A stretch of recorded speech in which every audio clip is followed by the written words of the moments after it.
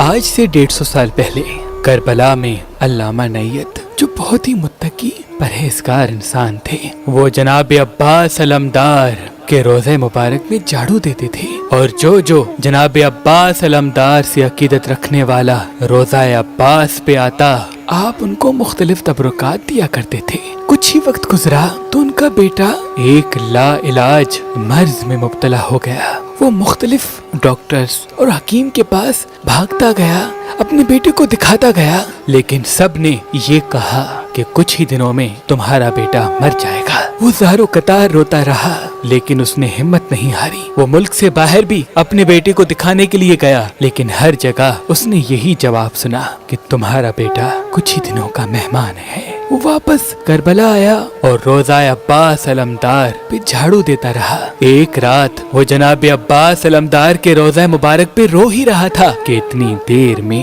ایک سوالی آیا اور پوچھنے لگا، اے اللہ کے نیک بندے، کیوں رو رہے ہو؟ اس عالم نے کہا کہ کیا کہوں، میرا اکلوتا بیٹا چند دنوں کا مہمان ہے، اس کا علاج ناممکن ہے، رو نہیں تو کیا کروں؟ وہ مسکرا کے کہنے لگا، تعجب ہے کہ باب الحوائج کے روزے پہ بیٹھے ہو اور اتنی چھوٹی سی بات کے لیے پریشان ہو۔ کہو اپنے آقا عباس سے، وہ تمہارے بیٹے کو اللہ سے شفا دلائے گا۔ بس اس شخص کا یہ کہنا تھا تو اس کو یہ خیال آیا کہ ہاں، میں تو یہ بھول ہی گیا، میں تو جناب عباس کا خادم ہوں، کیسے ہو سکتا ہے کہ جناب عباس کے دروازے سے کوئی خالی جائے؟ وہ فوراً اپنے گھر آیا اور اپنی بیوی کو کہا کہ آج کی رات ہمارا بیٹا ہمارے مولا، ہمارے آقا عباس علمدار کا مہمان ہے۔ اپنے بیٹے کو لے کے گیا، جناب عباس علمدار کے روزے پہ اس کو باندھ دیا اور دست ادب کو جوڑ کے یہ کہنے لگا، اے میرے مولا باب الحوائج، دنیا کے علاج کرنے والوں نے میرے بچے کو لا علاج کہہ دیا، اب آپ کے سوا کوئی سہارا نہیں۔ اے میرے مولا، اگر زندگی میں ایک مرتبہ بھی دل سے میں نے آپ کے روزے کی خدمت کی ہو تو میرے بیٹے کو ٹھیک کر دو۔ بس یہ کہہ کے اپنے بیٹے کو باندھ کے وہ روزے سے چلا گیا۔ سب سے یہ کہنے لگا کہ آج رات میرا بیٹا جناب عباس کا مہمان ہے، اس کو اندر ہی چھوڑ دو، دروازے باہر سے بند کر دو۔ سب لوگ روزہ عباس کو بند کر کے واپس چلے گئے۔ وہ عالم ساری رات روتا رہا، دعائیں مانگتا رہا، اس کی بیوی روتی رہی، دعائیں مانگتی رہی۔ روتے روتے ابھی اس کی آنکھ لگنی تھی کہ اتنی دیر میں دروازے پہ کوئی آیا۔ اس نے جیسے ہی دروازہ کھولا، اس عالم کا ایک دوست کہنے لگا کہ میں نے ایک خواب دیکھا ہے کہ تمہارا بیٹا ٹھیک ہو گیا، وہ جناب عباس کے روزے پہ ہے۔ اس عالم نے کہا، ہاں، میں تو اپنے بیٹے کو جناب عباس کے روزے پہ چھوڑ کے آیا ہوں، تم نے خواب کیا دیکھا؟ وہ کہنے لگا کہ میں نے خواب دیکھا کہ تم نے اپنے بیٹے کو جناب عباس کی زری سے باندھا اور دروازہ بند کر کے جیسے ہی واپس آیا، اتنی دیر میں حضرت عباس علمدار زری مبارک سے باہر آئے اور کہنے لگے، اے میرے اللہ، اس سوالی کو میرے صدقے شفائے کاملہ عطا فرما۔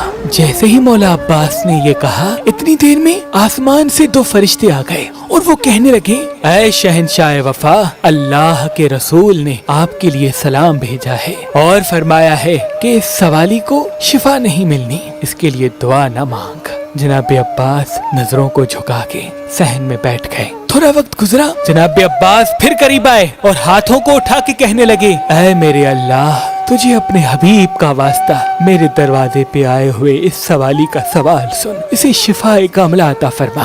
جناب عباس نے جیسے ہی یہ کہا، فرشتے پھر سے نازل ہوئے اور کہنے لگے، غازی عباس علمدار، آپ کو اللہ کے رسول نے سلام بھیجا ہے اور فرمایا ہے کہ اس سوالی کے لیے دعا نہ مانگ، اس کی زندگی پوری ہو چکی ہے۔ اب فرشتوں نے جب یہ کہا، جناب عباس نے کہا، اے فرشتوں، چلو مل کے اللہ کے رسول کی دربار چلتے ہیں۔ میں نے دیکھا جناب عباس اور فرشتے اللہ کے رسول حضرت محمد مصطفیٰ صلی اللہ علیہ وآلہ وسلم کی دربار آئے اور جناب عباس نے رسول اللہ کے قدم چومے اور ایک غلام کی طرح بیٹھ کے یہ فرمانے لگے، اے اللہ کے رسول، میں آپ کے در پہ ایک عرض لے کے آیا ہوں۔ اللہ کے رسول نے فرمایا، اے عباس، کیا کہنا چاہتے ہو؟ جناب عباس نے کہا، اے دونوں جہان کے رسول، میرے مرشد، میرے آقا، آپ مجھ سے बाबुल हवाइज का लक़ब आज से वापस ले लें। जब बात यहाँ तक पहुँची तो मैंने देखा अल्लाह के रसूल ने फरमाया, क्यों अब्बास? जनाब अब्बास ने रो के कहा, या रसूल अल्लाह, आपने और आपके नवासे मेरे मुर्शिद हुसैन ने मुझे बाबुल हवाइज का लक़ब दिया है। लोग सवाल लेके, अपनी हाजतें लेके मेरे दरवाजे पे आते हैं और जब मैं उनके लिए दुआ करता हूँ तो आप फरमाते हैं कि इनके लिए दुआ न मांग, इनके नसीब में ये नहीं। या रसूल अल्लाह, अगर उनके नसीब में पहले से मौजूद होता तो वो मेरे दरवाजे पे क्यों आते? इस गुलाम का अर्ज ये है कि या तो मुझसे बाबुल हवाइज का लक़ब वापस ले लें या तो किसी भी सवाली के लिए मुझे मना ना करें कि मैं अल्लाह से आपके सदके दुआ न मांगूं। बस जनाब अब्बास का ये कहना था। अल्लाह के रसूल ने जनाब अब्बास का सर चूमा और फरमाया, अब्बास, उस सवाली के लिए दुआ मांग।